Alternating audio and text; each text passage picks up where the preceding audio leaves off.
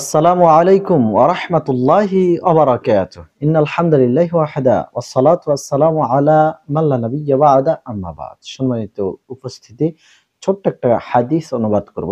এতে মূল নীতি ফুটে উঠবে সফরের।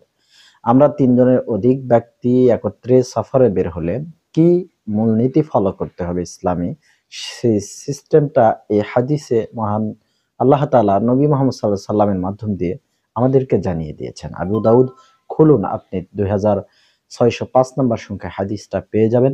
আন আবি সাইদিনিল খুদরি রাদিয়াল্লাহু আনহু আন্না রাসূলুল্লাহ সাল্লাল্লাহু আলাইহি ওয়াসাল্লাম ক্বাল, আবু সাঈদ খুদরি রাদিয়াল্লাহু আনহু হতে বর্ণিত, তিনি বলেন রাসূলুল্লাহ সাল্লাল্লাহু আলাইহি ওয়াসাল্লাম বলেছেন, ইযা খারাজা সালাসাতুন ফি সাফারিন, যখন তোমাদের মধ্য থেকে ৩ জন ব্যক্তি সফরে বের হবে, ফালিউ আমিরু আহাদাহুম, তারা যেন তাদের ৩ জনের মধ্যে একজনকে আমির নিযুক্ত করে।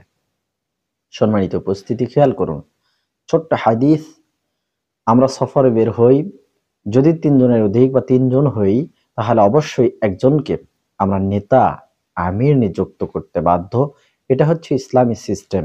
এর মধ্যে কত কল্যাণকারিতা রয়েছে চিন্তা করুন। ৩ জনের অধিক যদি আমরা হই অথবা ৩ জন হই, আর ৩ জন ৩ রকম মত দেই, একসাথে সফর করতে কত ঝামেলা পোহাতে হবে, অথচ ইসলাম কত চমৎকার একটা সমাধান দিয়ে দিল। এইভাবে ইসলামী শিষ্টাচার, ইসলামের প্রত্যেকটা বিষয়ে চমৎকারভাবে বর্ণিত হয়েছে। এজন্য বলা হয় ইসলাম শান্তির ধর্ম। ইসলাম এসেছেই যে শব্দ থেকে, তার অর্থই হচ্ছে শান্তি।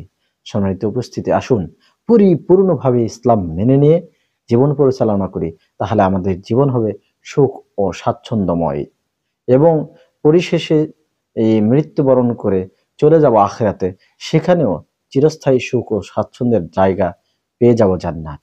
আল্লাহ তাআলা আমাদেরকে কোরআন এবং সহিহ সুন্নাহ পরিপূর্ণভাবে মেনে জীবন পরিচালনার তৌফিক দান করুন। আমিন। ওয়া আখিরু দাওয়ানা আনিল হামদুলিল্লাহি রাব্বিল আলামিন। আসসালামু আলাইকুম ওয়া রাহমাতুল্লাহি ওয়া বারাকাতুহু।